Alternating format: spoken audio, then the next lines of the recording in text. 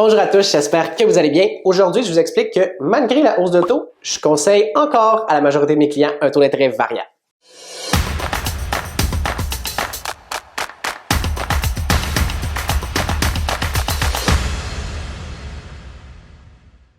Alright, première chose que je voulais dire, c'est bien évidemment, chaque client est différent, chaque client a des besoins différents, donc c'est vraiment du cas par cas. C'est sûr et certain que je ne conseille pas du taux d'intérêt variable à tout le monde. Mais je voulais vous expliquer pourquoi ça fait encore du sens et ça fait plus de sens que jamais, les taux d'intérêt variables présentement. Présentement, les taux d'intérêt sont élevés, tout le monde le sait, au moment où on tourne ça, on est le 18 novembre, il est tard d'ailleurs.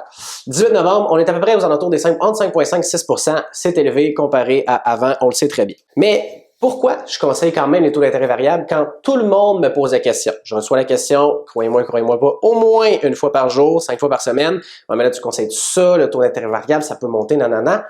Oui, je le conseille encore. Pour plusieurs raisons, mais la raison la plus simple, c'est quoi? C'est que quand les taux d'intérêt étaient bas, mes clients me disaient, on va prendre un taux d'intérêt fixe. Pourquoi? Ben, ça va remonter.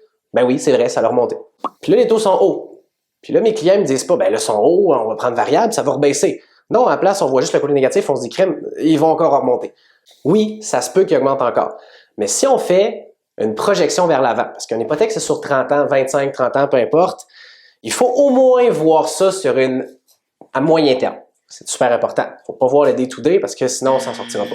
Si on voit ça sur une période, disons, de 5 ans, admettons que les taux passent de 6 à 6,5 et après ça à 7, en prenant en compte que les clients sont quand même capables de continuer de payer, sont capables d'encaisser l'augmentation.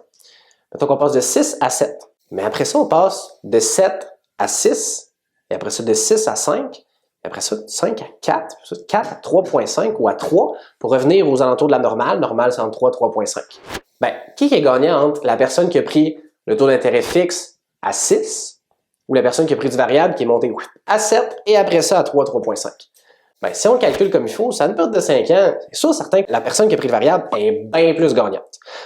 C'est surtout pour ça que je conseille à mes clients le taux d'intérêt variable, c'est parce qu'on ne veut pas manquer l'opportunité d'aller chercher le gain au niveau du taux, la réduction de taux en fait, les plus petits paiements. Il faut que je fasse aussi une parenthèse pour dire que, bien évidemment, il faut s'assurer toujours que notre client est capable de soutenir cette montée-là. Fait que, si notre paiement passe de 1000 à 1250$, ben, si notre client n'est pas capable de payer, il n'est pas plus avancé. Fait que c'est sûr certain que pour des clients spécifiques qui sont vraiment serrés dans leur budget ou qui sont plus stressés, ben là, c'est sûr qu'on va prendre du fixe. Mais en général, je conseille du variable pour pouvoir profiter de notre baisse de paiement, de notre baisse de taux dans le futur éventuellement. Une autre solution aussi qui pourrait s'offrir à nos clients, c'est de vraiment dire, regarde, on va prendre 1 an ou 2 ans fixe pour après ça, parce qu'on arrive à terme, les taux, on espère qu'on va baisser, mais là, on essaie de catcher le marché, de prévoir. Puis si les taux sont encore hauts rendus là, on peut encore se prendre un taux d'intérêt fixe pour 1 an, 2 ans, mais tu sais, je pense que c'est plus du niaisage que d'autres choses.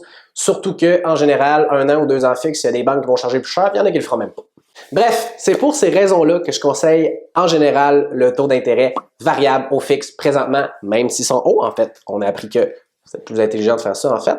Si vous avez apprécié la vidéo, j'apprécierais vraiment que vous lâchiez soit un petit like ou un petit commentaire si vous avez des questions. Ça montre que en fait, la communauté est engagée puis je prends beaucoup de temps pour faire ces vidéos-là. C'est quand même beaucoup de travail, c'est pas évident. Fait que sur ce, je vous souhaite une bonne semaine et à la prochaine!